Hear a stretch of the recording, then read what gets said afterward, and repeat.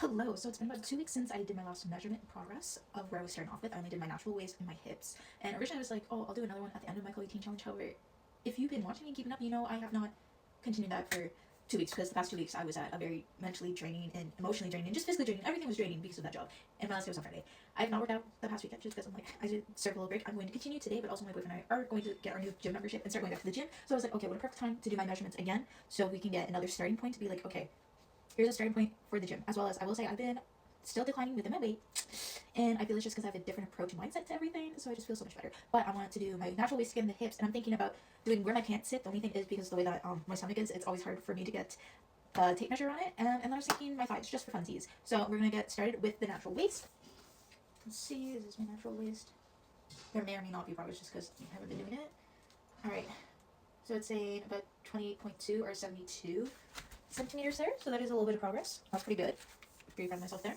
So next we will try to do, well here, I'm going to do my hips first. Let's see what we got there. Oh my god.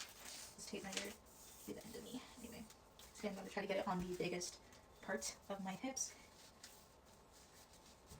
and not try to make it so tight, or else, as you can see, my hippies don't want to do it. Okay, let's see. It probably will be roughly the same. Okay. So we're at like 110 centimeters about, so like 43 inches. So we lost a little bit, so not bad.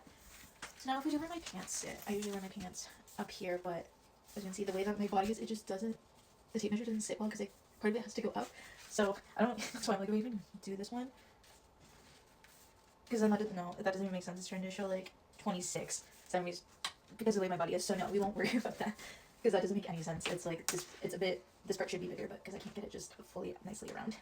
I guess we will do my thigh up here because my thighs are pretty big. I said I don't really care, but I was just like, well, I'm doing it. Might as well see. Once again, I can't pull very tightly, and okay, this is showing about 61 centimeters, about 24 inches for my thighs. Once again, I do have some loose skin, and that's why if I pull too tight, it'd probably be a bit more accurate, but once again, I have loose skin, so I have to take that into account because my loose skin is here within my body, so my clothes need to fit, but that's what we're working with so far, so not too bad. I did make a little bit of progress within 2 weeks, which is amazing.